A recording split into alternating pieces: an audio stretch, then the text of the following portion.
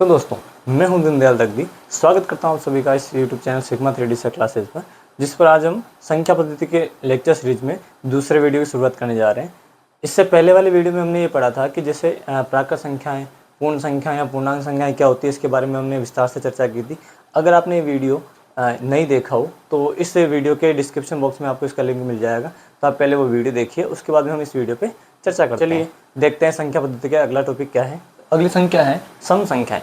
कि सम संख्याएं क्या होती है हम देखते हैं। इसकी परिभाषा क्या है कि ऐसी संख्याएं जिनमें दो का भाग पूरा पूरा चला जाता हो, या हम ये कह सकते हैं कि ऐसी संख्याएं जो दो से क्या हो, पूर्णतः विभाजित हो। पूर्णतः विभाजित होने का अर्थ क्या हुआ वो देखते हैं अपन। जैसे मान लीजिए हमारे पास में कोई संख्या है, जैसे कि 16 है। अगर इस 16 में हम दो का भाग देवें, यानी कि सम संख्या की जांच करने के लिए हम ये क्या देखेंगे कि जिन जिन संख्याओं में दो का भाग पूरा पूरा चला जाता है तो वो सम संख्याएं होगी। तो हम क्या करते हैं, जैसे 16 में दो का भाग देते हैं। अगर दो का भाग देंगे तो कितनी बार जाएगा, 8 बार। 8 बार जाएगा तो हमारे पास में शेषफल कितना बच जाएगा, 0।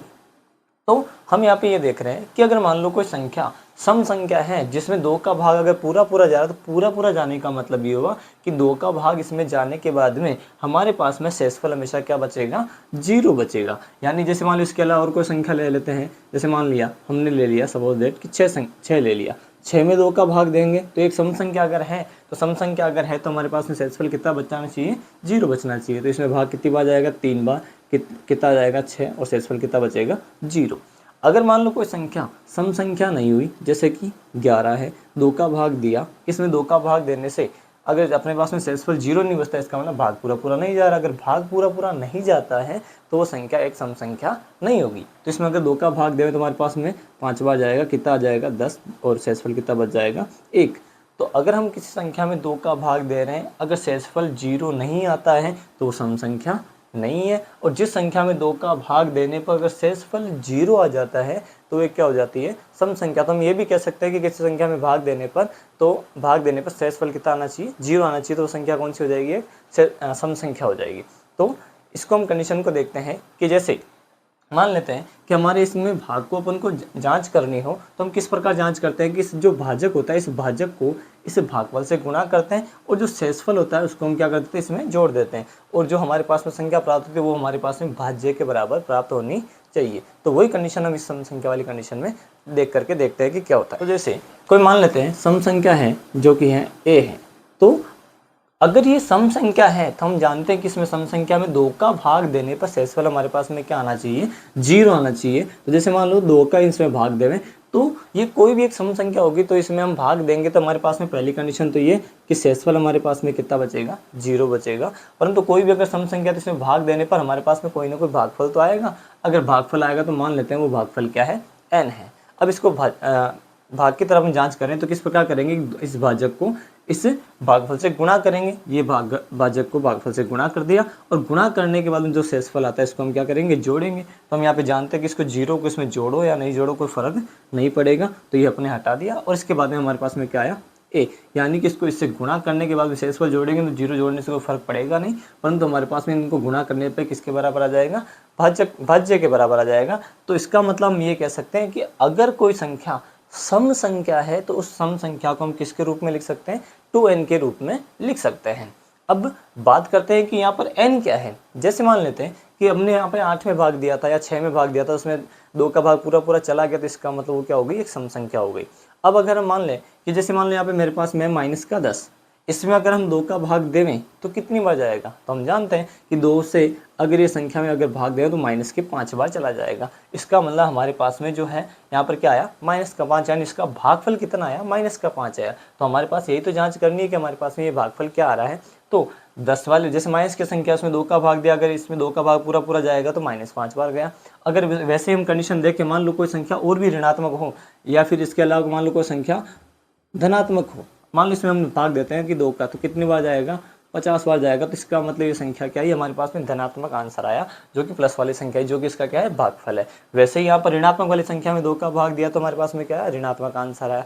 अगर मान लो इसकी जगह मैं कोई उदाहरण ले लूँ 0, और 0 में हम दो का भाग देवें तो भाग जाना चाहिए, बस ये है कि इसमें दो का भाग अगर देवें तो पूरा पूरा कितनी बार जाएगा, 0 बार जाएगा। तो हमारे पास में आंसर क्या आया, 0 आया। तो हम यहाँ पे ये कह सकते हैं कि यहाँ पे जो n का मान है वो 0 भी आ सकता है, प्लस वाली कोई संख्याएं हैं वो भी आ सकती हैं, और माइनस वाली संख्याएं वो हैं वो भी आ सकती है। तो हम ये देखते हैं कि जैसे मान लो 0 और धनात्मक संख्याएं या ऋणात्मक संख्याएं किस में उपस्थित होती है, ये संख्याएं उपस्थित होती है पूर्णांक संख्याओं में। तो हम यहाँ पे ये कह सकते हैं कि जो ये n है वो n एक क्या होना चाहिए, यहाँ पर पूर्णांक संख्या होना चाहिए। क्या होना चाहिए? पूर्णांक संख्या होना चाहिए। तो इसके बारे में हम लिख देते हैं। हमने लिखा है कि सम संख्या जो है वो 2n के रूप में व्यक्त की जा सकती है, जहाँ पर n एक क्या है, पूर्णांक संख्या है। अब देखते हैं जैसे मान लो कोई संख्या है, उसमें बार बार हम 2 का भाग ना देकर के डायरेक्ट जांच कर लेंगे कि सम संख्या है कि नहीं है। तो उसके लिए हम क्या करते हैं कि जैसे कोई संख्या अगर दे रखी है तो उसमें 2 का भाग जाता है कि नहीं जाता है, तो उसके लिए हम जांच करने के लिए हम सीधा जानते हैं कि अगर कोई संख्या है तो जिसका अगर इकाई का अंक 0, 2, 4, 6 या 8 में से कोई एक अंक अगर है तो उस संख्या में 2 का भाग पूरा पूरा चला जाएगा। अगर उसमें 2 का भाग पूरा पूरा चला जाता है तो वो संख्या क्या होगी? सम संख्या होगी। तो जिस संख्या के इकाई का अंक 0, 2, 4, 6 या 8 में से कोई एक अंक है तो वो संख्या क्या होगी? 2 से पूर्णतः विभाजित होगी, जो कि क्या हो जाएगी? सम संख्या हो जाएगी। तो हमने इसमें देखा कि जैसे कोई सम संख्या है तो सम संख्या जो वो संख्या होगी जिसमें 2 का भाग पूरा पूरा चला जाता है, और 2 का भाग पूरा पूरा जाने का मतलब उस संख्या में शेषफल कितना आएगा? 0 आएगा। और सम संख्या जो है, सम संख्या को हम 2n के रूप में व्यक्त कर सकते हैं, जहाँ पर n एक क्या होगा? पूर्णांक संख्या होगा। साथ के साथ में किसी भी सम संख्या में इकाई का अंक जो है वो क्या रहेगा? 0, 2, 4, 6 या 8 में से कोई एक अंक होगा, तो वो संख्या क्या हो जाएगी? सम संख्या हो जाएगी। अब बात करते हैं जैसे कि मान लो कोई सम संख्या है तो सम संख्या कहाँ से कहाँ तक हो सकती है। तो जैसे हमने अभी आंसर में देखा कि मान लो माइनस वाली संख्या में भी 2 का भाग पूरा पूरा जा सकता है, प्लस वाली संख्याओं में भी 2 का भाग पूरा पूरा जा सकता है। तो हम ये देखते हैं कि जैसे प्लस वाली संख्या जितनी हम बढ़ते जाएँ उधर संख्या अनंत तक चलती जाती है। तो उन संख्याओं में तो हम ये देखते हैं कि सम संख्या की जो सबसे बड़ी संख्या वो हम ज्ञात नहीं कर सकते। अगर बात करें कि माइनस में छोटी संख्या से हम मतलब आते जाएं तो हमारे पास में सबसे छोटी सम संख्या भी हम ज्ञात नहीं कर सकते। परंतु हाँ, हम ये कहें कि सबसे छोटी सम प्राकृत संख्या कौन सी है तो हम ज्ञात कर सकते हैं। तो सबसे छोटी सम प्राकृत संख्या यदि प्राकृत संख्या हम जानते हैं 1 से शुरू होकर के अनंत तक जाती है, तो 1 से शुरू होकर अनंत तक जाती है, तो सम संख्याओं में सबसे छोटी सम संख्या उन प्राकृत संख्याओं में सबसे छोटी सम संख्या कौन सी हुई? 2 हुई। जैसे प्राकृत संख्या जो 1 से लेकर के अनंत तक जाती हैं, तो हमारे पास में सबसे छोटी सम संख्या प्राकृत संख्याओं में कौन सी हो गई? 2 हो गई। अगर बात करते हैं कि अगर मान लो जो संख्याएं हैं वो पूर्ण संख्या है, तो पूर्ण संख्याओं में सबसे छोटी सम संख्या कौन सी है? तो हम जानते हैं पूर्ण संख्या जो कि 0 से शुरू होती है, तो 0 भी 2 से पूर्णतः विभाजित होता है। तो इसका मतलब पूर्ण संख्याओं में सबसे छोटी सम संख्या कौन सी हुई? 0 हुई। अब बात करते हैं कि अगर मान लो माइनस वाली संख्याएं जो कि ऋणात्मक संख्याएं हैं, तो हम जैसे जैसे इधर जाते जाएंगे तो माइनस के अनंत की वो संख्या आती जाएगी। अब इन माइनस वाली संख्याओं में सबसे बड़ी संख्या कौन सी होगी? जैसे जैसे इधर आएंगे तो इधर वाली संख्या सबसे बड़ी होगी। तो यहाँ से हम देखते हैं कि ऋणात्मक संख्याओं में सबसे बड़ी ऋणात्मक सम संख्या कौन सी है? तो ऋणात्मक भी है और साथ के साथ में क्या है? सम संख्या भी है। तो माइनस का 2 एक ऐसी संख्या है जो ऋणात्मक संख्याओं में सबसे बड़ी सम संख्या है। अब हम देखते हैं कि विषम संख्या क्या होती है। विषम संख्या ये है कि ऐसी संख्याएं जिनमें 2 का भाग पूरा पूरा नहीं जाता हो। अर्थात में कह सकते जैसे मान लो जिन संख्या में 2 का भाग पूरा पूरा जाता है तो वो तो सम संख्या हुई, और जिन संख्याओं में 2 का भाग पूरा पूरा नहीं जाता तो वो संख्याएं कौन सी कहलाएगी? विषम संख्याएं कहलाएगी। और हम या फिर ये कह सकते हैं कि ऐसी संख्याएं जो 2 से पूर्णतः विभाजित नहीं हो तो वो संख्याएं क्या हो जाएगी? विषम संख्याएं होगी। जैसे एक उदाहरण लेकर देखते हैं कि जैसे मान लो 11 है, 11 में हम 2 का भाग देते हैं तो इसमें हमारे पास में भागफल आया 5 और शेषफल कितना बच गया? 1 बच गया। तो हम ये देखते हैं कि जिसमें अगर 2 का भाग पूरा पूरा नहीं जाता तो वो विषम संख्या हुई। तो 2 का भाग देने पे हमारे पास में या तो शेषफल यहाँ पे कितना आ सकता है? 0, या आ सकता है 1। तो अगर यहाँ पे शेषफल 0 आता तो वो तो सम संख्या हुई। अगर शेषफल 0 नहीं आ रहा है, अगर शेषफल 1 आ रहा है, तो हम यहाँ पे ये कहेंगे कि ये संख्या कौन सी हो जाएगी? विषम संख्या हो जाएगी। तो जैसे हमने सम संख्या में जांच की थी वैसे विषम संख्या में जांच करके देखते हैं कि इसको अगर इससे गुणा करें यानी 2 × 5 करें और प्लस में कितना करें? 1, जो कि किसके बराबर आना चाहिए? हमारे भाज्य के बराबर। तो हमारे पास में क्या आ जाएगा? 11। इसका मतलब हम यहाँ पे ये कह सकते हैं कि 2 हमारे पास में क्या होगा? भाजक। तो अगर इस कंडीशन में देखें कि जैसे मान लो कोई संख्या है जो कि मान लो एक विषम संख्या, तो विषम संख्या में अगर 2 का भाग देवे तो शेषफल हमारे पास में कितना आ जाएगा? 1 आएगा। यहाँ पर हो सकता है कोई ना कोई हमारे पास में भागफल मिले। तो इसको हम इस रूप में लिख करके देखते हैं क्या आएगा कि 2 × n प्लस का 1, यानी हम इसको लिख सकते हैं 2n प्लस का 1, जो कि किसके बराबर आएगा? 1 के बराबर। यानी कि हम ये कह सकते हैं कि अगर कोई संख्या विषम संख्या है तो वो विषम संख्या 2n प्लस 1 के रूप में रहेगी, यानी 2n प्लस 1 के रूप में हमारे पास में रहेगी। अब यहाँ पर हम कहते हैं जैसे सम संख्याओं में हुआ वैसे ही यहाँ पर विषम संख्याओं क्या होगा? जहाँ पर n क्या है? n एक पूर्णांक संख्या है। क्या है? पूर्णांक संख्या है। अब जैसे सम संख्याओं में हमने देखा था कि इकाई का अंक 0, 2, 4, 6, 8 में से कोई एक अंक होना चाहिए, तो वैसे ही जिन संख्याओं में इकाई का अंक 1, 3, 5, 7 या 9 में से कोई एक अंक होगा तो वो संख्या क्या हो जाएगी, विषम संख्या होगी। तो ये विषम संख्याओं का पहचानने का क्या है, तरीका है, इसको हम लिख देते हैं। अब जैसे हम देखते हैं कि विषम संख्या वही जिसमें 2 का भाग पूरा पूरा नहीं जाता तो विषम संख्या हुई, और विषम संख्या को हम 2n+1 के रूप में लिख सकते हैं, जहाँ पर n एक क्या है, पूर्णांक संख्या है। और साथ के साथ में हम ये भी बता सकते हैं कि विषम संख्या में इकाई का अंक क्या होगा, 1, 3, 5, 7 या 9 में से कोई एक अंक होगा तो वो संख्या कौन सी हो जाएगी, विषम संख्या हो जाएगी। अब बात करते हैं, जैसे मान लो कोई संख्या रेखा, तो संख्या रेखा पे जैसे हम 0 से दाईं तरफ बढ़ते जाएंगे तो दाईं तरफ बढ़ने पे हमारे पास में क्या होगी, धनात्मक संख्याएं मिलती जाएगी, और ज़्यादा से ज़्यादा यानी अनंत तक ये धनात्मक संख्याएं चलती जाएगी। और 0 से अगर बाईं तरफ अगर आते हैं तो ऋणात्मक संख्याएं हमारे पास में माइनस अनंत तक मिलती जाएगी। अब बात करते हैं कि यहाँ पर ये संख्या एक सम संख्या है, ये संख्या एक सम संख्या, तो हमारे पास में विषम संख्या कौन सी हुई, जैसे 1, 3, 5, 7 हर एक संख्या के बाद में हमारे पास में क्या मिलेगी, विषम संख्याएं मिलेगी। तो वैसे ही हमारे पास में हर एक संख्या के बाद में क्या क्या मिलेगी, विषम संख्याएं मिलेगी। तो सबसे बड़ी अगर विषम संख्या की बात करें तो जैसे धनात्मक संख्या अगर हमारे पास में अनंत तक होती है तो वैसे ही सबसे बड़ी विषम संख्या हम ज्ञात नहीं कर सकते हैं, तो हमारे पास में अधिक से अधिक विषम संख्याएं मिलती जाएगी। परंतु अगर धनात्मक संख्याओं में जो कि कहाँ से शुरू होती है, 1 से, तो अगर धनात्मक संख्या में अगर देखें कि सबसे छोटी प्राकृत विषम संख्या कौन सी है, तो सबसे छोटी प्राकृत विषम संख्या कौन सी हुई, 1 हुई। अगर सबसे छोटी पूर्ण विषम संख्याओं में बात करें तो सबसे छोटी पूर्ण विषम संख्याओं में भी सबसे छोटी संख्या कौन सी हुई, 1 हुई। अगर बात करें ऋणात्मक संख्याओं में तो सबसे बड़ी ऋणात्मक विषम संख्या कौन सी होती है, -1 होती है। तो इस प्रकार हम देख सकते हैं कि विषम संख्या और सम संख्या क्या है। अब हम अगली संख्या के बारे में जानने से पहले कंडीशन देखते हैं कि ये गुणज या गुणनखंड क्या होते हैं, इसके बारे में थोड़ी चर्चा करते हैं। गुणज यानी कि जिसको हम कह सकते हैं अपवर्त्य, और गुणनखंड जिसको हम यहाँ कह सकते हैं अपवर्तक। ये क्या होते हैं जरा देखते हैं। जैसे मान लीजिए कोई संख्या है, सपोज डेट कि मान लो 35 है। अगर मैं 35 में मान लो 5 का भाग दूँ तो इसमें हम जानते हैं कि 5 का भाग इसमें देने पर 7 बार जाएगा और हमारे पास में कितना शेषफल बच जाएगा, 0 बच जाएगा। तो हम यहाँ पे ये कह सकते हैं कि संख्या में 35 में 5 का भाग देने पर इसमें भाग पूरा चला गया था, तो ये 35 जो है इस 5 से पूर्णतः विभाजित है। तो यहाँ पर एक कंडीशन देखते हैं कि इसमें भाग देने पर जिसका हम भाग दे रहे हैं, जो कि हमारे पास में ये क्या है, भाजक है, और ये वाला हमारे पास में क्या है, भागफल है।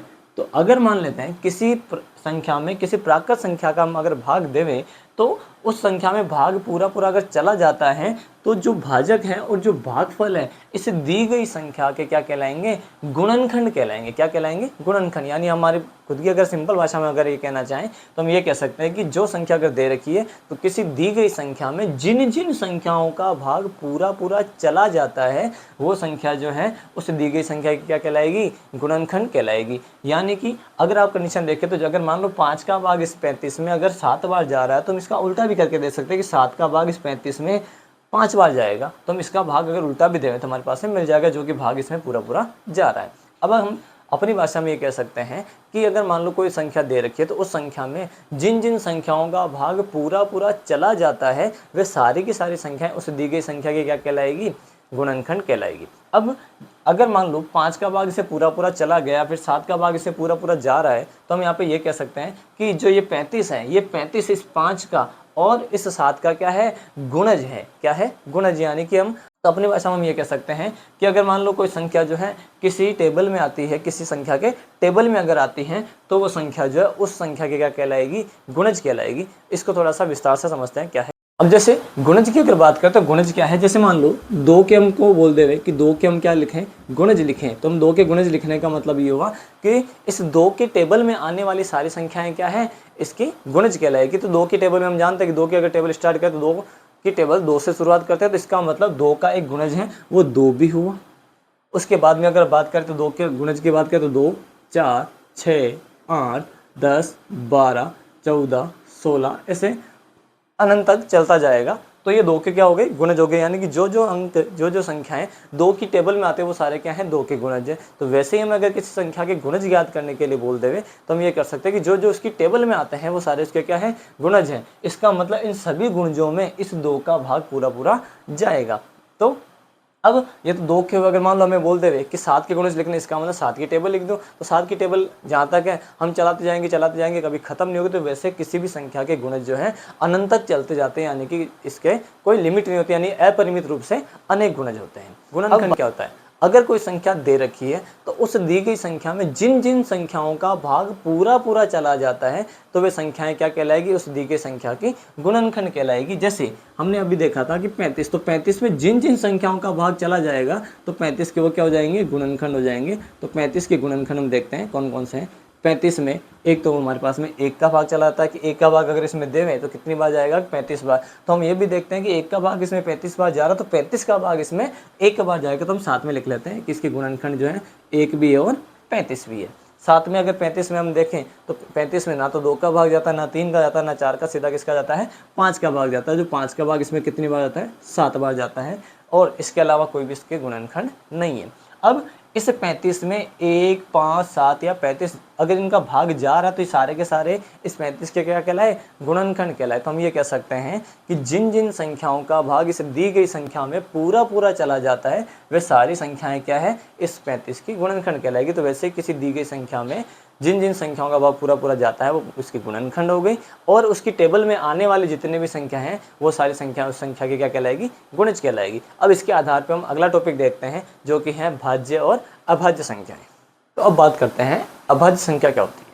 अभाज्य संख्या वे प्राकृत संख्या होती है जिनके गुणनखंडों की संख्या केवल और केवल कितनी होनी चाहिए? 2 संख्या होनी चाहिए। तो वो एक क्या कहलाएगी? अभाज्य संख्या कहलाएगी। जैसे मान लेते हैं कि यहाँ पर संख्या हमारे पास में प्राकृत संख्याओं में से लेनी है। इन प्राकृत संख्या में इसके अगर 2 के हम देखें कि 2 के गुणनखंड कौन कौन से हैं, तो हम 2 के गुणनखंड यहाँ पर देखते हैं कि इसमें एक तो 1 का भाग चला जाता है और एक 2 का भाग चला जाता है। इसका मतलब इसके गुणनखंड कुल कितने हुए? 1 और 2 गुणनखंड हुए। तो ये कि क्या हुई? अभाज्य संख्या हुई। यानी कि ऐसी प्राकृत संख्याएं जिनके गुणनखंडों की संख्या केवल और केवल क्या हो? 2 संख्याएं हो, तो वो एक क्या होगी? अभाज्य संख्या होगी। जैसे 3 के भी अगर गुणनखंड देखें तो 3 के गुणनखंड कौन कौन से होते हैं? 1 और 3। तो इसके गुणनखंडों की संख्या कुल कितनी है? 2 गुणनखंड है। तो इसका मतलब ये क्या हुई? एक अभाज्य संख्या हुई। अगर मैं बात करूं कि 4 के गुणनखंडों की संख्या 1, 2 और 4, यानी कि 4 के गुणनखंडों की संख्या 3 है, तो इसका मतलब ये एक अभाज्य संख्या नहीं है।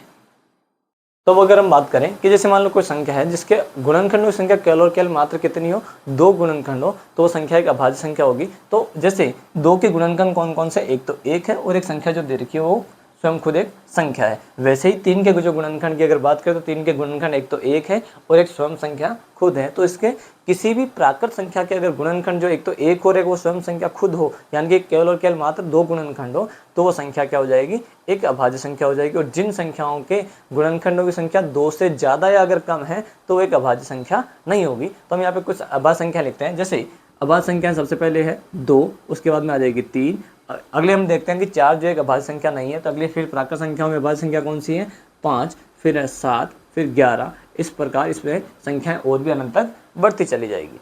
अब हम बात करते हैं कि इन संख्याओं में सबसे छोटी अभाज्य संख्या कौन सी हुई। तो अगर इस संख्याओं में अगर देखें तो सबसे छोटी अभाज्य संख्या कौन सी है? 2 है, जिसके गुणनखंडों की संख्या केवल और केवल मात्र कितनी है? 2 गुणनखंड है। तो ये एक अभाज्य संख्या है जो कि सबसे छोटी अभाज्य संख्या है। अब अगर हम बात करें कि ऐसी संख्या बताएं जो सबसे छोटी भी हो और सम संख्या भी हो, तो ये एकमात्र एक ऐसी संख्या है, 2 जो है वो एक ऐसी एकमात्र संख्या है जो सम संख्या भी है और सबसे छोटी अभाज्य संख्या भी है। अगर बाकी सारी संख्याएं जितनी भी अभाज्य संख्याएं मिलेगी वो सारी की सारी क्या होगी? विषम संख्या होगी। हाँ, अगर अपने पास में क्वेश्चन ये इस प्रकार से आवे कि सबसे छोटी विषम अभाज्य संख्या कौन सी है, तो इन संख्याओं में सबसे छोटी विषम अभाज्य संख्या वो क्या है? 3 है। और इससे छोटी जो अगर संख्या आ रही है वो एक क्या है? सम संख्या है। तो सबसे छोटी सम अभाज्य संख्या तो 2 है और सबसे छोटी विषम अभाज्य संख्या वो 3 है। इसी प्रकार हमें आगे से आगे संख्याएं मिलती जाएगी। और इन सभी अभाज्य संख्याओं को जो है रूढ़ संख्या भी कहा जाता है। तो जितनी भी ये अभाज्य संख्याएं हैं, इन अभाज्य संख्याओं को हम क्या कहते हैं? रूढ़ संख्या भी कहते हैं। इसी प्रकार हम आगे देखते हैं कि भाज्य संख्याएं क्या होती हैं। भाज्य संख्याएं क्या है? भाज्य संख्याएं वे प्राकृत संख्याएं होगी जिनमें गुणनखंडों की संख्या 2 से अधिक हो, तो वे संख्याएं भाज्य संख्याएं कहलाएगी। हम ये कह सकते हैं कि जिन संख्याओं में ऐसी प्राकृत संख्याएं जिनमें एक और स्वयं के अलावा भी किसी अन्य संख्या से विभाजित हो तो वे संख्याएं जो है भाज्य संख्या हो जाएगी। जैसे हम देखते हैं कि 4 के गुणनखंडों की संख्या कितनी है। 4 के जो गुणनखंड है वो है 1, 2 और 4, यानी इसमें गुणनखंडों की संख्या 2 से अधिक है, जिसमें 1, 2 और 3 गुणनखंड आ गए तो ये क्या हुई, अब ये क्या हुई, भाज्य संख्या हुई, जो कि जिसकी गुणनखंडों की संख्या 2 से अधिक है। अगर बात करें कि जैसे 6 के गुणनखंड कितने हैं, 6 के गुणनखंड है 1, 2, 3 और 6, जो कि इनकी गुणनखंडों की संख्या 2 से अधिक है, अर्थात ये कुल मिलाकर के 4 गुणनखंड है, तो ये क्या हुई, भाज्य संख्या हुई। तो जिन जिन संख्याओं के गुणनखंडों की संख्या 2 से ज्यादा होती है तो वे सभी प्राकृत संख्याएं जो है वो क्या कहलाएगी, भाज्य संख्याएं कहलाएगी। अब बात करते हैं कि जैसे मान लो प्राकृत संख्याएं हमारे पास में शुरू होती है 1 से लेकर के 1, 2, 3, 4, 5, 6, इस प्रकार अनंत तक चलती जाती हैं। तो वैसे हम और भी संख्याएं लिख देते हैं, ये प्राकृत संख्या है। अब इन प्राकृत संख्याओं में ये तो एक अभाज्य संख्या हुई, ये एक अभाज्य संख्या हुई, ये एक अभाज्य संख्या हुई और इसमें ये एक क्या हुई, अभाज्य संख्या हुई। तो प्राकृत संख्याओं में भाज्य संख्या फिर कौन सी है, तो सबसे पहले हम देखते हैं कि 4 एक ऐसी संख्या है जिसकी गुणनखंडों की संख्या 2 से अधिक होती है, तो वो क्या हुई, भाज्य संख्या हुई। और अगर बात करें यहाँ पर 1 की, तो 1 के जो गुणनखंडों की संख्या है वो गुणनखंडों की संख्या केवल केवल कितनी होती है, 1 होती है। तो ये संख्या अगर इसके गुणनखंडों की संख्या 1 है तो ना तो ये तो भाज्य हुई, ना ही ये क्या हुई, अभाज्य हुई। यानी कि एक ऐसी संख्या है जो कि ना तो भाज्य होती है ना अभाज्य होती है। क्यों, क्योंकि इसके गुणनखंडों की संख्या केवल केवल 1 होती है। अगर 2 गुणनखंड होते तो ये अभाज्य होती, अगर 2 से ज्यादा होते तो ये भाज्य संख्या होती, परंतु इसके गुणनखंडों की संख्या केवल केवल 1 होती है, इसलिए ना तो ये भाज्य संख्या है ना अभाज्य संख्या है।